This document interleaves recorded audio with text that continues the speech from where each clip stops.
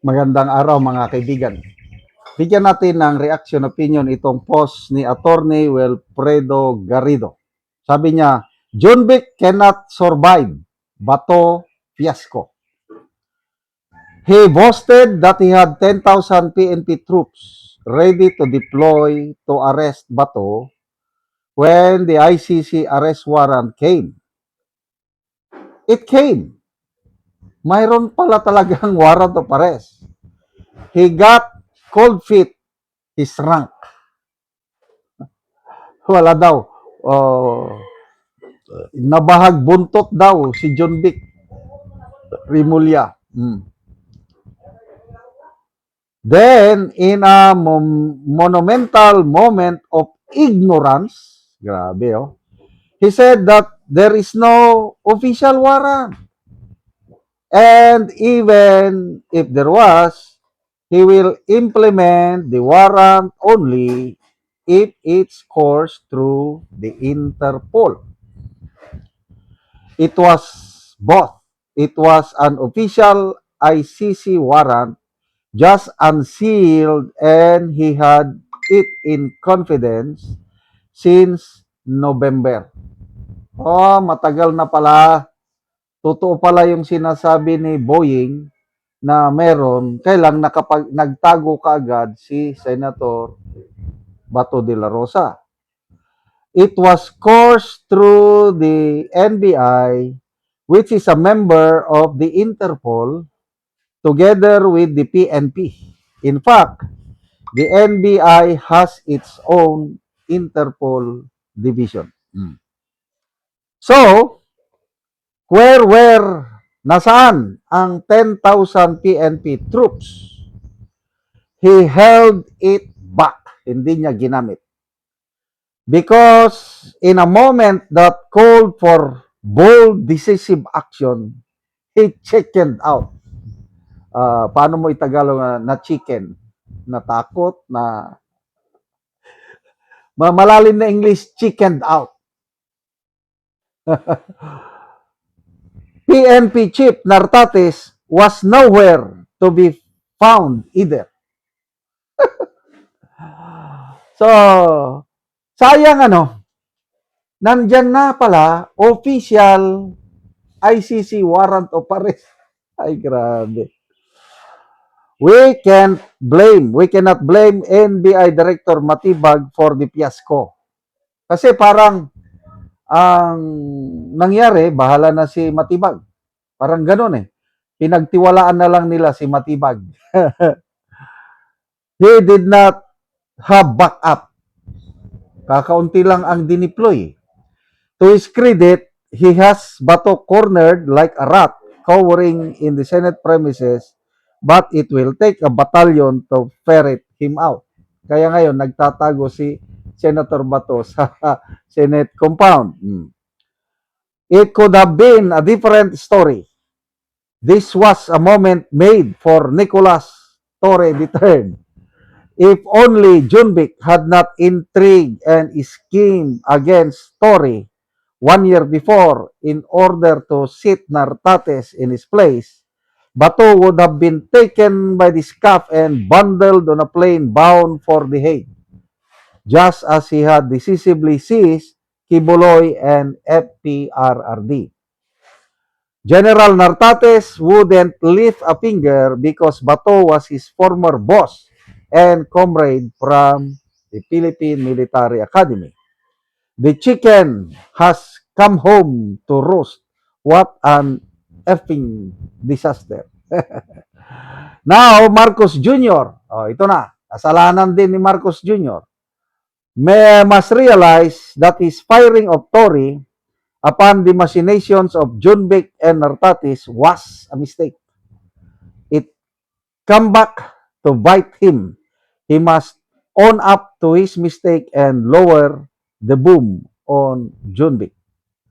He has paid already all his political debts to the Remulyas of Cavite. One Remulla in the government, Boying in the ombudsman, a power unto himself is enough. As for Nartates, if he can't rock the PNP boat, he must lean on Nartatis hard and breath down his neck and make sure the PNP mobilizes enough force to lay siege on the Senate building and deliver him to the tender mercies of the ICC, right in the same cell as his former master Digong to answer for their crimes against humanity. Bato in the Senate is an affront on democracy. Yes, we wanted him back to work before, but the situation has changed. We can't hold an impeachment trial while a fugitive is skulking around the Senate halls. It's like having a big rat skittering around while debates are going on. We need a big cat, a lion to go after Bato, not a chicken. Ay! Grabe, ano?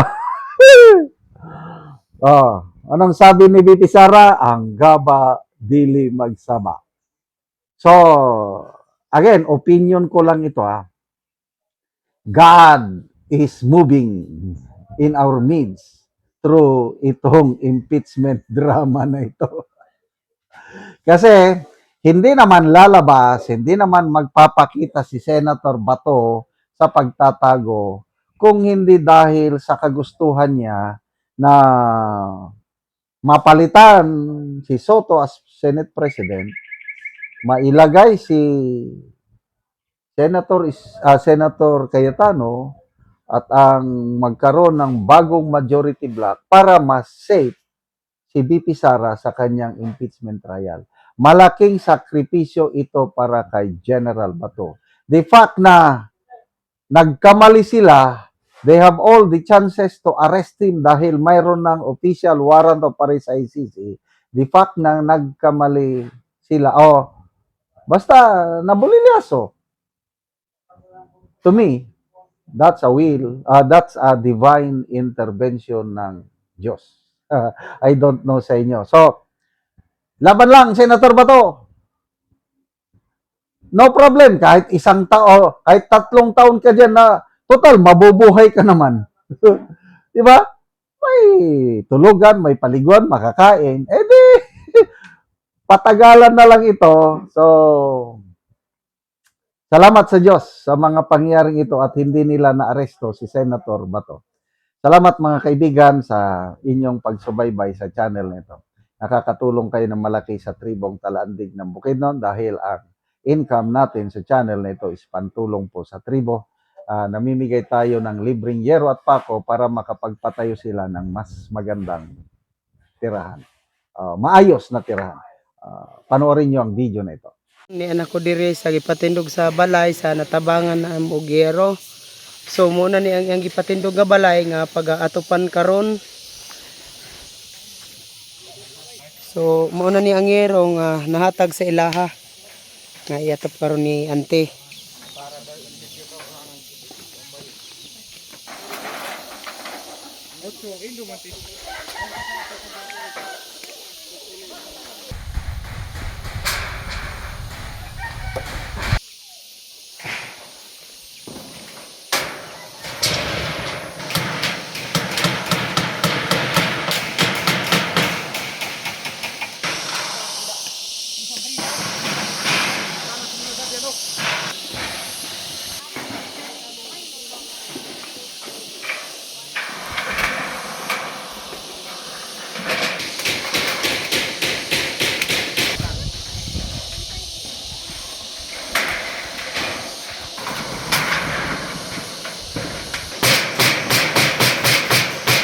Og karon human na gyud ni ang gini sa pag-atop, so makita nato nga naatopan na gyud ang ilang ipatindog nga balay.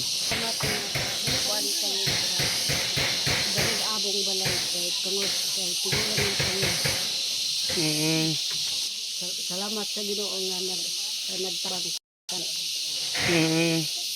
So pila na din timong dad? Wala, 64 na. 64. Asa day karon niya sa tatay? Ato astambo kay kulang naman siya. Di nakakaya og lakaw. Hinay kayo lakaw. So ikaw na lang nag-ani. Ako na nag-ani kay kuan. Di na siya makakaya. Salamat sa Ginoo nga balay sa tabangan. Mm. Wala pa ang taban, hindi pa kami makabalay na di makabarog among balay. Mm. Salamat kay ante. Salamat.